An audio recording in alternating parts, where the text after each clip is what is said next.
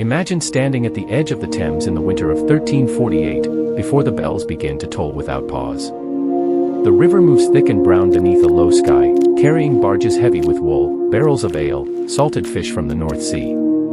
Smoke hangs over the city like a second ceiling, drawn from thousands of hearths and workshops. The air is layered: wood smoke, damp wool, animal dung, tallow, sweat, the brine of the river, and beneath it all, the sweet rot of refuse slowly sinking into mud. London is not yet a city of catastrophe. It is a city of noise.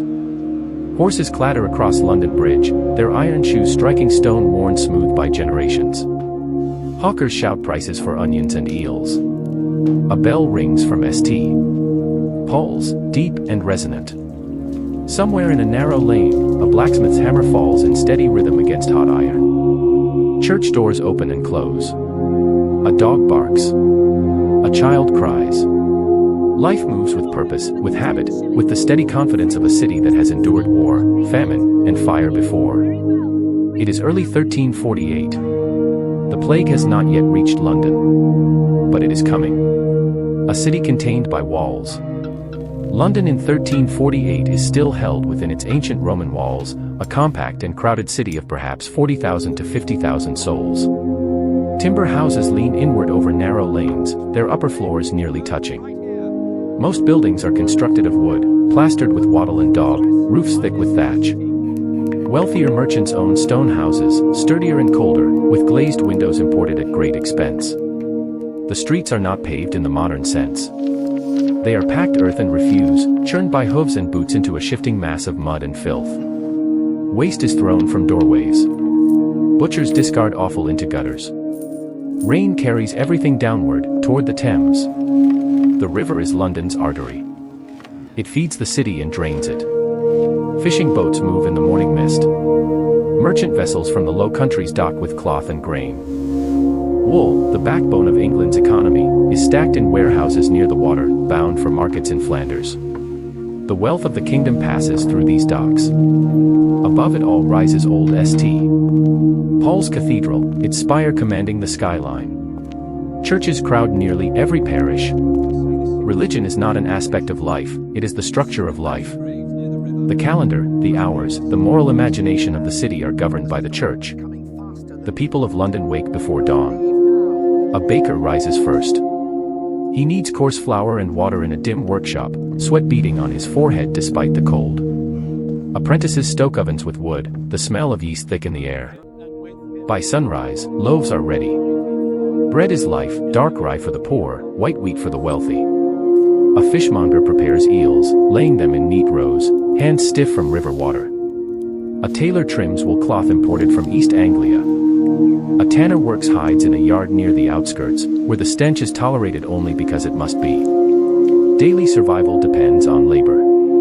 There is little distance between hunger and sufficiency. Hierarchy and order. London's society in 1348 is rigidly structured. At the top stand the nobles and the great merchants, men who own property, ships, and guild memberships. They sit in stone halls, eat from pewter, wear fur-lined cloaks, and speak of trade routes, royal taxes, and political alliances. Their sons may travel to the universities of Oxford or Cambridge. Their daughters may enter advantageous marriages or religious life. Beneath them are the skilled craftsmen, goldsmiths, masons, carpenters, weavers. They belong to guilds, powerful institutions that regulate trade, maintain standards, and protect their members. To become a master craftsman requires years of apprenticeship and discipline. Guild banners hang in halls, symbols of pride and continuity. Below them are laborers, servants, dockworkers, and the urban poor. They rent cramped rooms, share straw mattresses, eat coarse bread and pottage. They work long hours for modest pay, vulnerable to fluctuations in harvest and employment. Outside the walls lie fields, monasteries, and scattered settlements. England is still overwhelmingly rural. Most of the kingdom's people are peasants bound by feudal obligation to lords who demand rent or labor. Though London hums with commerce, it is sustained by countryside grain and livestock. The monarchy, under King Edward III, wages war in France. The 100 Years' War draws men and silver across the Channel. News travels slowly, but rumors of battles, victories, and taxes filter into taverns and churches. The city believes itself stable. It has survived famine in 1315. It has endured political unrest. It has rebuilt after fires. London stands because it always has. The texture of daily life. Water is drawn from public conduits or wells. It is not always clean. Ale is often safer to drink, brewed weak and consumed throughout the day. Meals are simple: bread, cheese, onions, salted meat when available, cabbage stew thickened with barley. Clothing is layered wool. In winter, cold seeps through walls. In summer, heat gathers in tight lanes, heavy with the smell of bodies and livestock. Bathing is infrequent, though not absent. Public bathhouses exist, but modesty, expense, and suspicion limit their use. Cleanliness is understood differently than it is now. Herbs are burned to sweeten air. Vinegar is used to mask odors.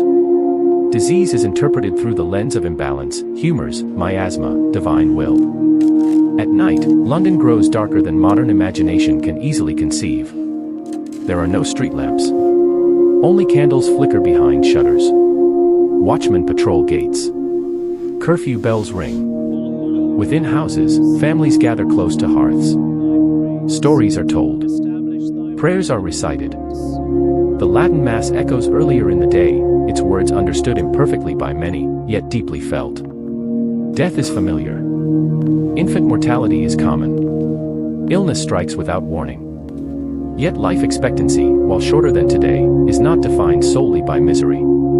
There are festivals, weddings, market days filled with color, processions on feast days when banners ripple in the wind and incense rises thick as fog. London breathes in rhythms both sacred and ordinary. No one yet senses how abruptly that rhythm will fracture. Rumors from the south. By the late summer of 1348, whispers begin. Ships arriving from the continent carry more than cargo.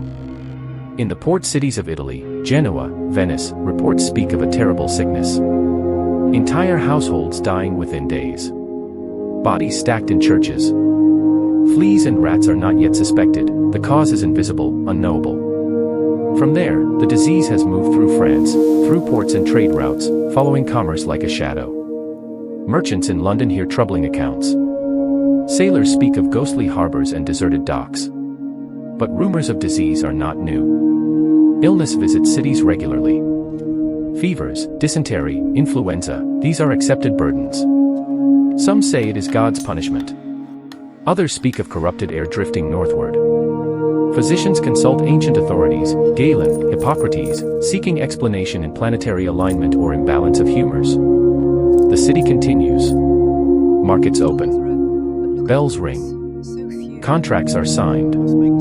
Few comprehend that Europe itself is about to change. The first cases. In the autumn of 1348, the plague reaches England's southern coast. It lands, historians believe, in ports like Melcombe Regis in Dorset. From there, it spreads inland, following roads and riverways. By the end of the year, it approaches London. The first cases appear quietly. A dock worker falls ill, fevered, delirious. Swellings rise beneath his arms, in his groin. They darken, painful to the touch. Within days, he is dead. His family soon follows. Priests are summoned to administer last rites. They move from house to house, carrying prayer books and oil, stepping into rooms thick with the smell of sickness. Physicians attempt remedies, bloodletting, poultices, herbal infusions. Nothing halts the progress. Fear spreads faster than understanding. The collapse of order. By early 1349, London is in the grip of the Black Death. But before the full weight descends, there is a moment, a fragile, suspended moment, when the city still tries to function. Guild meetings grow tense. Apprentices fail to appear. Masters fall ill. Churchyards begin to fill. Graves are dug hastily. The sound of shovels becomes constant. Bells toll with such frequency that their rhythm blurs into a single, unending note. Trade falters. Ships hesitate to dock. Laborers vanish. Entire households are extinguished within a week. The social hierarchy that seemed so immovable begins to fracture. Priests die at alarming rates, having tended the sick. Officials succumb. Skilled craftsmen disappear, leaving workshops silent. Fear alters behavior. Some flee the city if they can afford to. Others barricade themselves inside homes. Many turn to prayer, confession, and desperate piety. Processions wind through streets as penitents seek mercy from a God they believe may be punishing them. But the plague does not negotiate. It does not recognize wealth or rank, though the poor suffer disproportionately in cramped quarters. London's population will fall by perhaps a third, perhaps half. Exact numbers are lost to time, but the impact is unmistakable. The city that once pulsed with life grows hollow. Before the fall. Yet what defines this moment is not only the death that follows, but the life that preceded it. On the eve of the Black Death, London was not a doomed city awaiting extinction. It was a functioning organism, imperfect, stratified, unsanitary by modern standards, yet resilient and complex. Children learned trades from fathers. Women managed households, markets, brewing. Clerks copied manuscripts by candlelight. Merchants calculated profits by hand.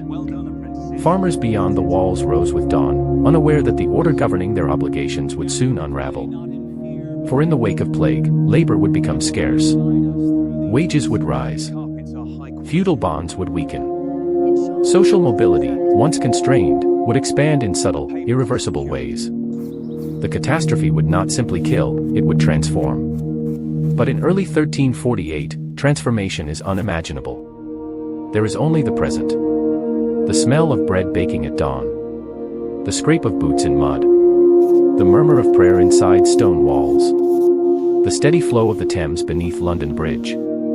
Closing reflection. Imagine standing again at the river's edge, just before the sickness arrives in full. The city is unaware of its approaching fracture. It cannot see the invisible passengers carried by fleas in the fur of rats. It cannot comprehend that within a year, streets will empty, laws will falter, and the balance between lord and laborer will tilt. History often feels inevitable in retrospect. But on the eve of collapse, life feels ordinary. London in 1348 does not sense that it stands at the threshold of one of the greatest demographic disasters in human history. It believes in continuity. In tomorrow. The bells ring as they always have. The markets open. The river moves. And then, quietly at first, the sound of shovels begins.